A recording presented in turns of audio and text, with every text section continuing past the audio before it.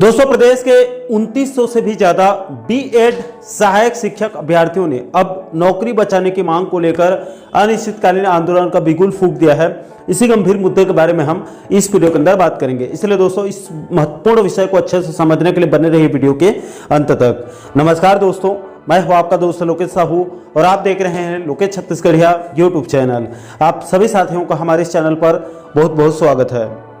दोस्तों, जैसे कि आप सभी साथियों को पता होगा और इस मामले में पहले भी कई अलग अलग वीडियो के माध्यम से आप लोगों को बता चुके हैं, इसलिए पूरे मामले को मैं बिल्कुल संक्षिप्त में बताऊंगा। तो देखिए दोस्तों, दरअसल मैटर ये है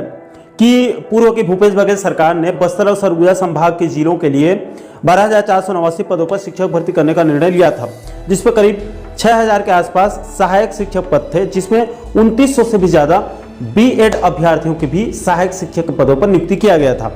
लेकिन दोस्तों, उस समय सहायक शिक्षक भर्ती में डीएड बीएड मुद्दे को लेकर सुप्रीम कोर्ट और फिर उसके बाद बिलासपुर हाईकोर्ट में केस चल रहे थे। इसलिए राज्य सरकार ने उन 2900 से ज्यादा सहायक शिक्षकों के नियुक्ति पत्र में एक लाइन ये लिख दिया था कि इस मुद्दे पर कोर्ट में याचिका दायर किया गया है, उसके जो अंतिम निर्णय है उसके अंतिम निर्णय के अधीन आप लोगों की नियुक्ति रहेगी। अब दोस्तों, सहायक शिक्षक भर्ती में करीब 7-8 महीने सेवा देने के बाद सुप्रीम कोर्ट और फिर बिलासपुर हाईकोर्ट से एक के बाद एक बीएड अभ्यर्थियों के खिलाफ में फैसला आ गया, जिससे उनके नियुक्ति पर खतरा मंडराना शुरू हो गया। और इधर डीएड वाले अभ्यर्थियों ने भी हाईकोर्ट के आदेश का पालन न करते हुए उनको समय पर नियुक्ति नहीं मिलने से उन्होंने फिर नाराज होकर बिलासपुर हाईकोर्ट में कंटेम्प्ट ऑफ कोर्ट भी दायर कर दिया, जिसकी सुनवाई करते हुए बीते सप्ताह 10 दिसंबर को बिलासपुर हाईकोर्ट ने राज्य सरकार को साफ साफ शब्दों में बोल दिया कि आगामी 14 दिनों के अंदर अंदर यानी कि 2 सप्ताह के भीतर बीएड वालों के स्थान पर डीएड वालों की नए चयन सूची कोर्ट में सबमिट करने के लिए साफ साफ निर्देश दे दिए थे, जिसका पालन करते हुए स्कूल शिक्षा विभाग की तरफ से यानी कि स्कूल शिक्षा विभाग के जो संचालनालय है डीपीआई ने 17 दिसंबर 2024 को एक आदेश जारी करके बस्तर और सरगुजा संभाग के अंतर्गत आने वाले सभी जिला शिक्षा अधिकारियों को आदेशित करते हुए सीधी भर्ती 2023 में चयनित सहायक शिक्षक भर्ती में सभी डीएड बीएड वालों की जानकारी को 2 प्रपत्र में जो है वो मांगी गई थी। और साथ ही साथ इस मुद्दे पर 20 दिसंबर 2024 को डीपीआई में एक बैठक भी बुलाई गई थी, उसमें भी उपस्थित होने के निर्देश दिए गए थे। अब दोस्तों, यहां से एक बात तो स्पष्ट हो चुकी है कि सहायक शिक्षक भर्ती में जिन 2900 बीएड वालों की नियुक्ति हुई है, उनके स्थान पर अब डीएड वालों की नियुक्ति देना राज्य सरकार के लिए बहुत जरूरी हो गया है। अगर ऐसा नहीं किया जाता है तो बिलासपुर हाईकोर्ट स्कूल शिक्षा विभाग के उच्च अधिकारियों के खिलाफ सख्त से सख्त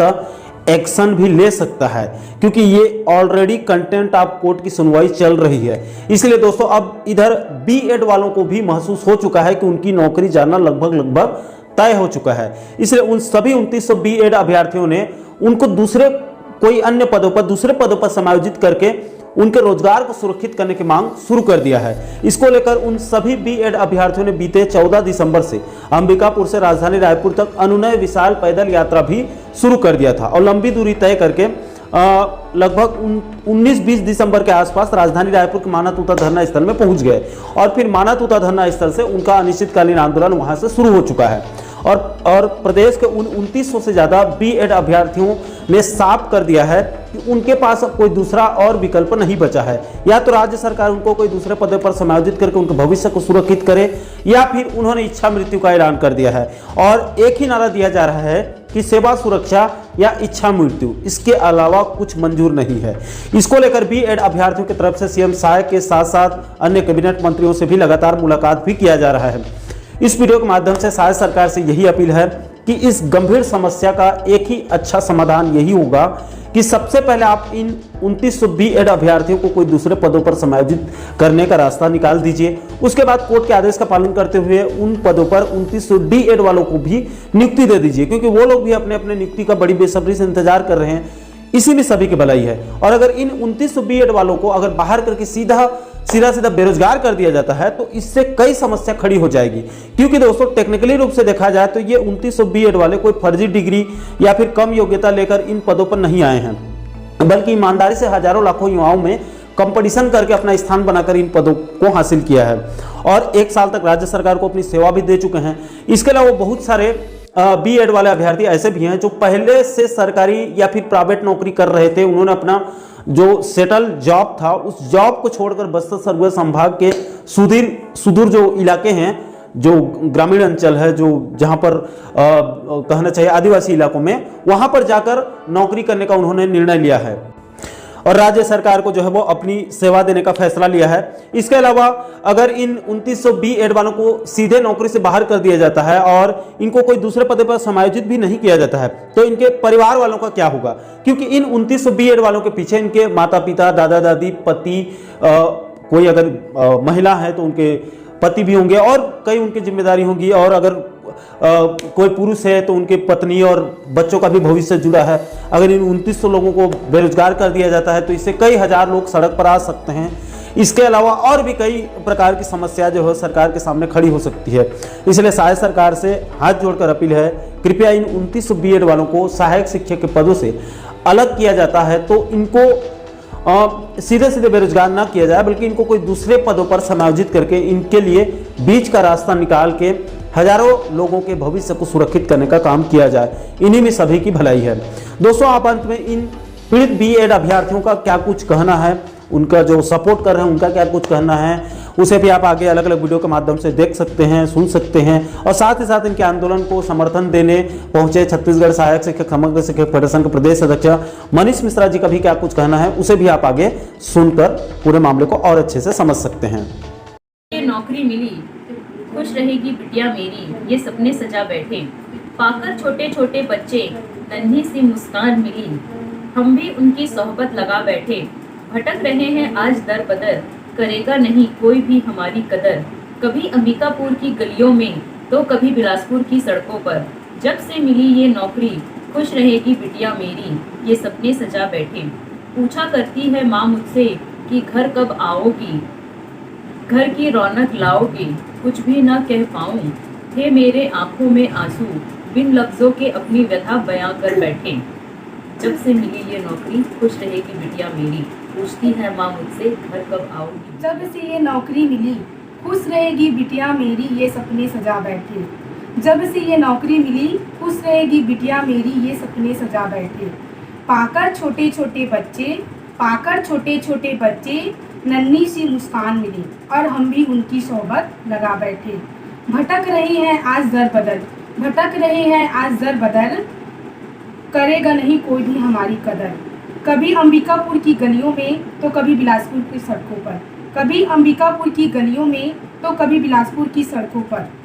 जब से मिली ये नौकरी, खुश रहेगी बिटिया मेरी, ये सपने सजा बैठे। पूछा करती है माँ मुझसे, पूछा करती है माँ मुझसे कि घर कब आओगे, घर की रौनक कब लाओगे, कुछ भी ना कह पाऊँ, कुछ भी ना कह पाऊँ, थे मेरे आंखों में आंसू और बिना लफ्जों के अपनी व्यथा बयां कर बैठे।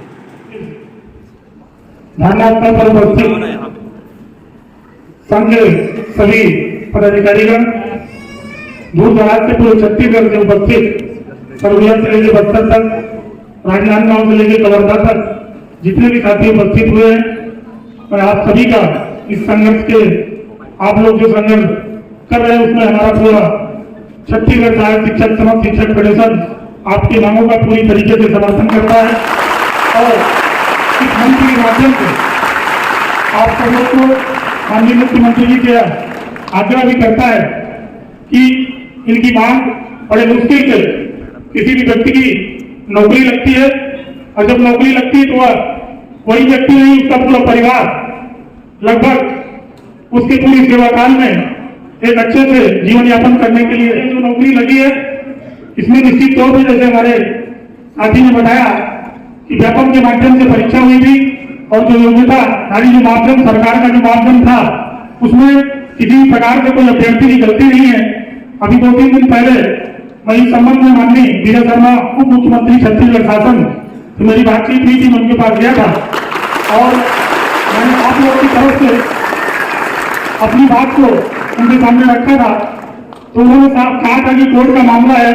और मैं जरूर इसमें माननीय मुख्यमंत्री जी से मिलकर जितने भी साथी हमारे नौकरी से बाहर होने की कगार पे है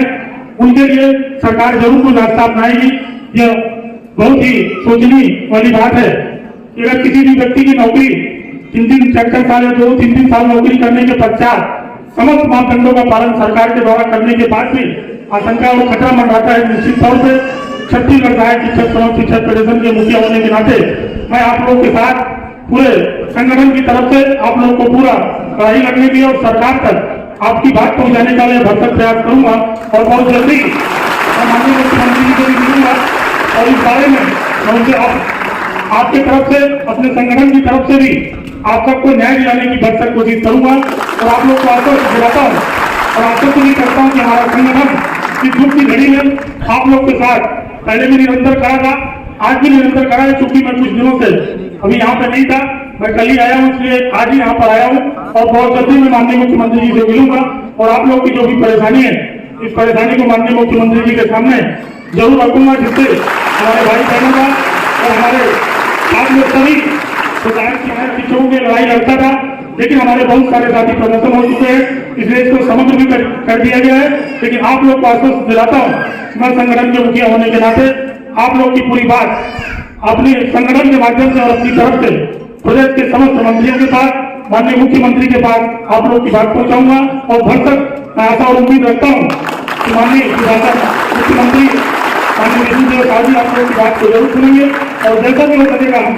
अपने संगठन की तरफ से आप लोग का भरपूर सहयोग करेंगे। इतना कहकर मैं अपनी गाड़ी को विराम देता हूँ। जय हिंद, जय भारत, जय श्री कृष्ण।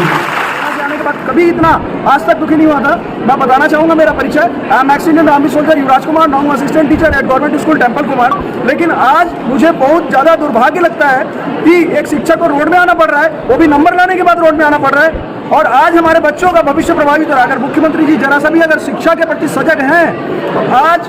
बिल्कुल इन शिक्षकों को अवश्य रखना चाहिए 2900 को, क्योंकि 1 वर्ष 3 माह का अनुभव प्राप्त है ये लोग। और हमारे जो शिक्षक संघ और सारे हमारे साथ खड़े और जो पुराने शिक्षक हैं उनके मार्गदर्शन में आज ये लोग नवोदय एकलव्य जैसी तैयारी करवा रहे थे, जिस तैयारी से डिस्टर्ब होके आज छत्तीसगढ़ की आम जनता भी मेरे को देख रही होगी। आपके बच्चों के लिए आपको क्या ये अनुभवी शिक्षक जरूरी है कि नहीं है, जिन्होंने नवोदय में एकलव्य में इतना अच्छा लोगों को एडमिशन कराया, हमारे बच्चों को आज नवोदय एकलव्य में जा पा रहे हैं, सरगुजा और बस्तर के बच्चे, ये इनका अचीवमेंट है।